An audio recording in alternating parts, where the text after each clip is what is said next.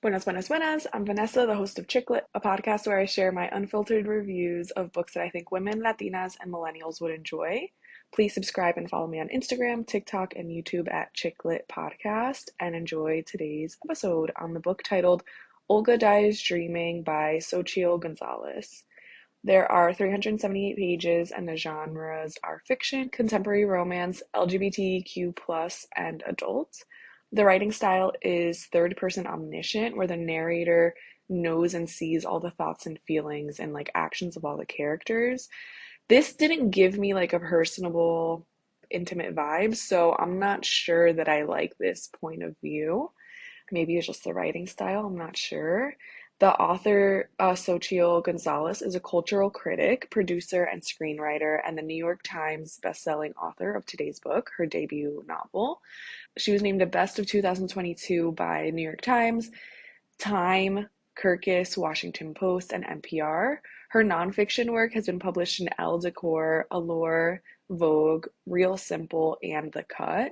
As a staff writer for The Atlantic, she was recognized as a 2023 finalist for the Pulitzer Prize in Commentary. Prior to writing, Gonzalez was an entrepreneur, fundraiser, and all-around hustler for nearly 20 years. She's a board member of the Lower East Side Girls Club and the Brooklyn Public Library, and a trustee of the Corporation of Brown University, where she received her BA in visual art. A native Brooklynite and proud public school graduate, she lives in her hometown of Brooklyn with her dog Hector Lavoe. For those of you who are not familiar with Hector Lavoe, feel free to listen to a few of his songs to catch up on music that, has shaped Latino culture for literally generations. Gonzalez was born in New York City to a second generation Puerto Rican mother and Mexican American father, and raised by her grandparents. Her parents were activists in the Socialist Workers' Party, where her mother was a union organizer who ran for office. Her personal life inspired, today's book. In the epigraph, Xochitl shares two quotes, one from Jose Ortega y Gasset: I am myself plus my surroundings, and if I do not preserve the latter, I do not preserve myself. And the other quote is by Juan Gonzalez: the price of imperialism is lives. We love a leftist over here in these parts. I firmly believe in both of those quotes. I am myself plus my surroundings. And if I do not preserve the latter, your community, your people, the people who support you, then you do not preserve yourself. And I think that this is a fundamental ideal amongst leftists, why they go so hard for their people and people who have experienced similar struggles. The other quote, the price of imperialism is lives. It's important for those of us who don't know to know the definition of imperialism. So I asked ChatGPT. Imperialism is when a powerful nation extends its influence and control over other territories, often by acquiring and holding colonies. This extension of power is typically achieved through military force or the establishment of economic and political dominance. Imperialist powers seek to expand their territories, resources, and influence, often driven by economic exploitation, geopolitical dominance, strategic advantage, and the spread of cultural or ideological influence. So some examples of this can be what the US did to Hawaii, sending a lot of military and almost bullying, not almost, it's bullying the area to listen to the United States and to adapt and become a colony. That's what Hawaii is. And the price of imperialism is lives, but imperialists gain a lot of fortune, so they don't care about those lives. And in today's book, Xochitl goes into great detail about how the US exerts its imperialistic powers over Puerto Rico, another colony. So let's get into lo bueno. The book starts out going into great detail about how the overall ambiance at a wedding can be a reflection of the wealth of the people getting married. And while Olga's job required her to worry about a wide range of elements, the present moment found her primarily concerned with the fancy napkins, mainly how she could steal them when the party was over. And I think that's just such a great way to introduce the main character. It's describing, the rich people and how it's her job as a wedding planner to care about these things that don't really matter, like napkins, and then throwing you a curveball by saying she's trying to figure out how to steal them. So she's obviously nothing like her customers, or I guess That's what I took from that. Olga has this really unique skill of twisting and turning things in a certain way to get what she wants. And I'm so jealous of this skill. For example, when her assistant questions her on stealing, the leftover napkins, Olga says, "What I know I'm doing is executing our client's wishes. Mrs. Henderson wants the napkins used at her daughter's wedding to pass on to her someday grandchildren. We are sending those. We are not sending her the hundreds of napkins that will sit in a box in the back of the kitchen, unused for the rest of the night." Not only is that not what she asked for, but ask yourself why, after she is delighted with the entire thing, we would advertise to her that we allowed her to wastefully indulge in such an irrational expenditure. It's almost like a mental Olympics, dealing with these types of people. She had to let this woman buy an excessive amount of expensive napkins that were like hand sewed in like Italy or something, and then save a certain amount for her non-existent grandchildren. And if at the end of the event there's a ridiculous amount of leftover napkins, which we know that there are, Olga knows that it would somehow fall back on her for letting this woman buy so many, even though it's like, you're a grown woman, so why is it up to Olga? So it's like she already knows what's gonna go down. I'm left wondering, like, at what cost? It seems so taxing and so draining to have to go through all of that. She's anticipating it and mediating it, and we just love her. Olga shows us throughout the whole book that she's very community focused, even when we think that she might have forgotten like where she came from or her community in general. When a friend, the first example is when a friend loses his partner to suicide, she actually gifts him $500 and lies and says that she had owed it to his partner before he passed away. She also keeps an apartment that she lets friends and family use in times of need. And she's also very helpful to her brother as a congressman. While she's maneuvering rich white people's spaces and showing up for her community, she's also very avoidant when it comes to romance. In the book, it says Olga frequently had male companions, but rarely allowed them to spend the night. On the odd occasion that she did, she triggered a swift morning exit by delivering an ego-bruising remark in an offhand manner. Usually she was comfortably alone again before the coffee percolated. This tactic was doubly effective as it not only drove the offended party from her abode, it usually saved her the trouble of then having to ignore their texts, seeking further mediocre conversation as preamble to even more mediocre intercourse. But then she meets Matteo, and she's more confused than ever. She met him at a local bar, and they ended up drunkenly making out on the corner and then headed to her place after. Like, when was the last time that you drunkenly made out with anyone in general, but like on a corner in New York City, a stranger? It's just very nostalgic, I feel. And knowing that she's so cold and standoffish, it's out of her realm to do that. It's just something different. And you know that from the very beginning. Olga had only been in one relationship, and that had ended nearly 15 years before. This type of intimacy with Matteo was unfamiliar, leaving her unsure how to act the morning after they hooked up.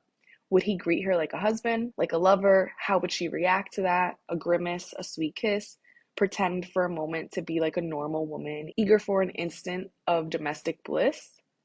He, of course, was very normal about it. Besides being naked in the living room, I guess he's like super comfortable in his skin, but I definitely would have been weirded out by that. Like, at least put underwear on. Like, you don't need to get dressed. You don't need to pretend like you weren't just sleeping over, but like really butt naked, that was, to me, was really weird. She was less uncomfortable than she thought she would be with him being there, and that realization made her uncomfortable. Mateo proceeds to call Olga out on her BS. When she's anxious about his presence in her home, he tells her not to worry about him and that she's not the only one with shit to do. He gives her a taste of her own medicine. He's also vulnerable with her by sharing that his mom died and that he hoards furniture, and like we like how open and straightforward he is. Olga needs someone strong-willed to break down the barriers and defense mechanisms that she's put up over the years, and that's exactly what he does over the course of the book. Olga ghosts him a few times because she's going through, hard times, personal things. And Mateo is there patiently waiting for her while also reminding her that it's not okay to ghost people. It's impossible to build trust and sustain a relationship that way. So they work together to overcome their shortcomings, like both of their shortcomings. And I love that she had the chance to experience, solid, safe love like that. I hope everyone has the opportunity to be seen and feel safe enough to grow with someone. It's super cute, and I love Matteo. Prieto is Olga's brother. He's a congressman and is very successful. The stress of going back and forth to DC, of maintaining two households, to saying nothing of the sheer bullshit and internal politics of the job, of donors, of people who weren't donors but tried to wield influence. There were days when he felt so jaded and down, pushed into a corner so tight he could hardly breathe. His constituents are victims of gentrification. Rich people come in and build malls and drive up prices, but there are no meaningful jobs.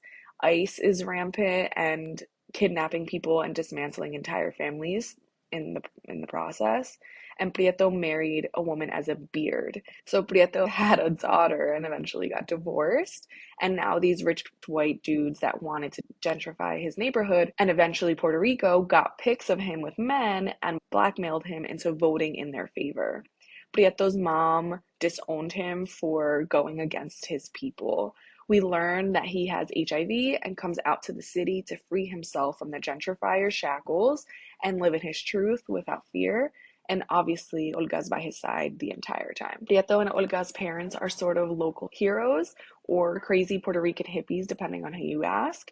Either way, Prieto enjoyed imagining them out there a generation before, connecting with the people of their community, and him a generation later carrying the mantle of change as congressman. Their mom decided to leave them to further the resistance in Puerto Rico against US imperialism, and their dad was addicted to drugs and died of AIDS complications that he contracted from needle sharing. So Prieto was protective of his sister, obviously. When their mom left, Olga was still in middle school, just a year or so older than his daughter was, during the book. He'd been charged with watching out for her, and he took that charge seriously. Over the years, though, at times the roles felt reversed. His sister was smarter than most people he knew, and not just in DC. Prieto had always had to work hard at school, but Olga barely had to crack a book. And she'd been a good artist, too. Beautiful photographer. But the thing that his sister had that most impressed him was her street smarts. Prieto could make people feel good when he was talking to them, but nobody could anticipate a problem or solve it faster than Olga. He sometimes resented her ability to wriggle out of trouble just by dialing up the charm at precisely the right moment in exactly the right way. But it was this same skill that had also made her Prieto's most trusted advisor. She was only a college student when he first ran for office, but she had helped write every press release and campaign speech. When he and his daughter's mother split, it was Olga who helped him rebuild his life. Once he got to Congress, it was Olga who coached him on speaking to donors, on how to say yes to things without really committing too much. Whether he got into a bind, personal, professional, or political, his sister was always his first call. For these reasons, Prieto was both confused by and defensive of his sister's career. To Prieto, his sister could be or do anything. Fix the MTA, run the Met Museum, replace his chief of staff. He was unclear why she chose to tie her life and fortune to the small details of other people's personal lives. It felt too small an arena for her talents. Her clients called her any day of the week, any hour of the day, and he knew these people. They were the same kinds of people he had to spend time with when re-election season rolled around, courting donations. They were nice people generally, but their list of problems, real or imagined, never waned, nor did their sense of urgency around getting these problems resolved, their allergy to even a moment's discomfort quite severe. Still, Prieto made certain to keep opinions to himself. His mother, in her letters to him, had made clear her disappointments with Olga's career, a betrayal of their family legacy. He knew she had made this clear to Olga as well. Prieto felt no need to pile on. Instead, he tried both publicly and privately to champion her successes as a business owner and encourage her in any way to broaden her options, to ask for more. While Prieto and Olga are living their lives, they periodically get letters from their mom without knowing how to get in contact with her and without seeing her for decades. She sends letters that judge them and tell them how to live their lives, and Prieto how to vote in Congress. It's very damaging to be abandoned, but like not quite entirely, with tons of conditions and secrets and a lot of shame as well. Those letters and her decision to leave them is a reminder that moms are their own people, flawed beings, incapable of being something outside of who they are as a mother. I would love nothing more than to extend that grace and understanding to men. But once they catch up to women when it comes to, household and familial duties, then we can excuse their mistakes. But until they participate at home to similar extent as women, then we'll extend grace. But not yet, guys. We still have a lot of catching up to do. Then we have Mabel. She is Olga and Prieto's cousin. She grew up close with Olga and they drifted as they aged. For most of their lives, using a traditional American metric for measuring success, Olga was better than Mabel. Olga had left their hometown, gone to a fancy college, started her business, had been featured in magazines and on TV, had traveled the world, and gone to dinners costlier than one of Mabel's paychecks. But now Mabel was engaged and was going to achieve something Olga never had, being a bride. And Mabel let her know it by rubbing it in her face, drunk at Christmas one year. And so that's why Olga stole the fancy napkins that I mentioned in the beginning. It was to rub it in Mabel's face that she could never afford something so classy. And the only reason that she had something that nice was because of Olga. And the whole thing is just so petty. Olga even gave Mabel a large lump sum to pay for her wedding. And while helping loved ones out in times of need is great and all, I love that. It's another thing to fund something outside of that person's means. Like Mabel should have done better budgeting and planning. And I think Olga was ridiculous to give her cousin a few $1,000s. Like that whole thing was super absurd to me. And yes, I'm judging. For El Chisme, we have quite a few points to make. The first being that one of the characters, sorry, there's a trigger warning for self-inflicted death. So one of the characters unalived himself because he had HIV and just couldn't live life that way. His partner mentioned that he tried to get him on a drug called PrEP. PrEP stands for pre-exposure prophylaxis, and it's a medicine for people who do not have HIV but are at risk of getting HIV, and they take this to prevent themselves from getting it. So the person who first normalized HIV for me was JVN from Queer Eye. He, and yes, his pronouns are he, she, and they, so don't come for me. He shared that he was HIV positive and that he was on a medication so that it doesn't progress into AIDS and it can even be undetected. He was literally the first person that I knew who had it at all, much less had it and was living a fulfilled life. I thought it was super important that Prieto in the book during his speech reminds us that these medications are very expensive and a luxury to have access to.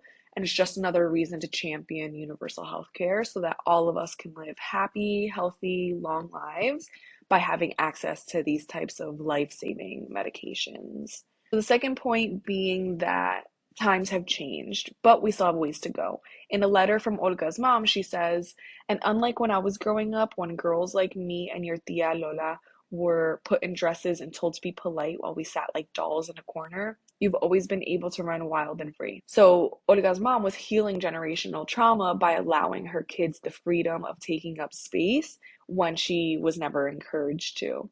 Olga's mom was also policed by landlords for being too Puerto Rican. They wanted them to speak English and judge their cultural foods. If you've ever wondered why Puerto Ricans go so hard for their flag by having them all over their cars, flying it outside of their homes, wearing Puerto Rican flag like shirts, it's because at one point it was illegal to do so. In 1948, there was Puerto Rico's gag law, which made it a crime to own or display a Puerto Rican flag, to sing a patriotic tune, to speak of or write of Puerto Rican's independence from the US, or meet with anyone or hold any assembly in favor of independence. It's 2023 and we're still having like that same debate of whether or not Puerto Rico should be free. And that's why Puerto Ricans go so hard for the flag, is because it was illegal at one point. To get more into Puerto Rico's history, the book gave so much information on Puerto Rico that it's actually kind of hard to keep track of, but this is what I was able to gather. After a slate of federal tax breaks expired, corporations slowly fled Puerto Rico, causing the colony's income to fall, debt to rise, and infrastructure to fall apart. Promesa is a politically appointed control board to restructure the island's debt, and it completely backfired. In the years since Obama made it law, the Puerto Rican economy sunk into worse shape than ever. It worsened Puerto Ricans' lives while stuffing the bankers' pockets. It forces Puerto Ricanos to foot a bill run up by gringos and Puerto Ricans in the US.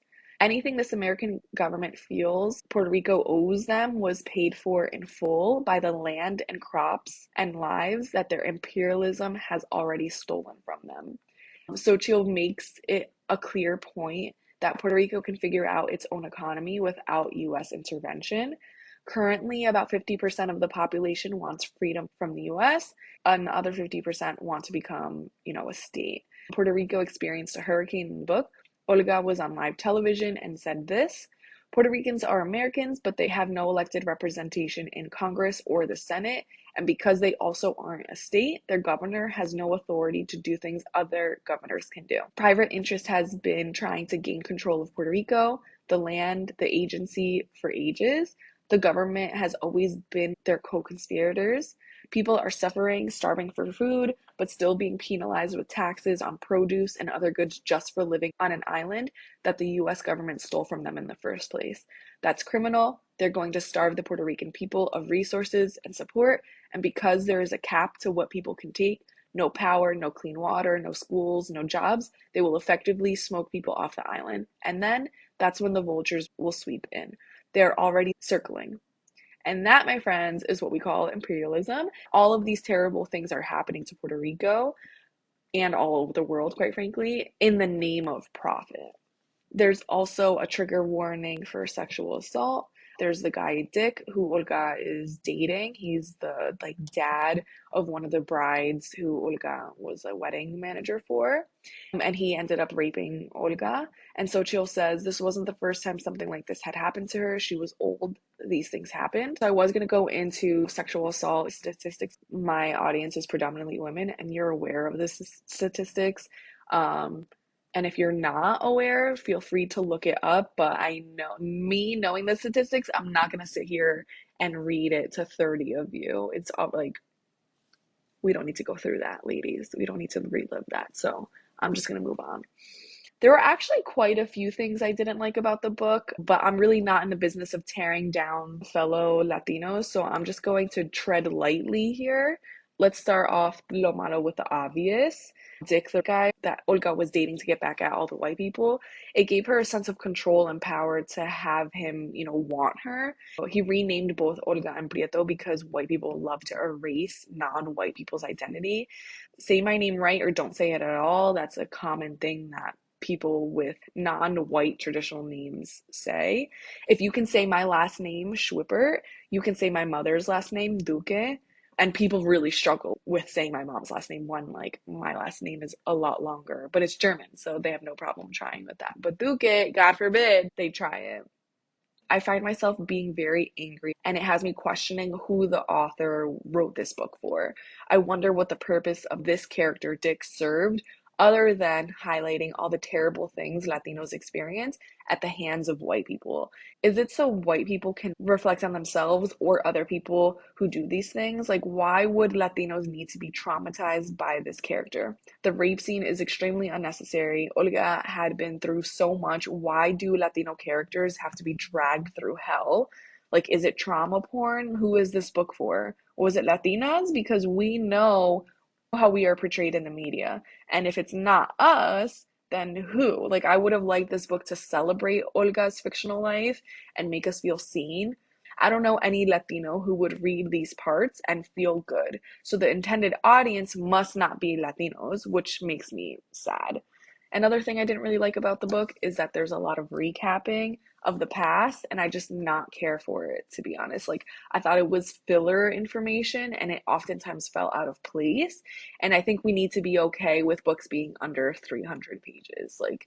We didn't need a lot of the recapping. One of Xochitl's book that I want to read next is her new novel, Anita de Monte Laughs Last. It's to be released on March 5th, 2024, and it's about a first-generation Ivy League student who uncovers the genius work of a female artist decades after her suspicious death. It leaves you questioning who gets to leave a legacy. But I'll be honest, if Xochitl is just going to over-explain and almost use Latino experiences for trauma porn, I probably won't even finish the book or even do an episode on it. But I will give it a try. The next episode will be on The Housemaid by Frida McFadden. If you like this episode, be sure to subscribe to the podcast and leave a review. New episodes are uploaded on Friday mornings. You can also follow me on social media and YouTube at Chicklet Podcast. And remember, if you have any book recommendations, send them my way. Thank you for listening.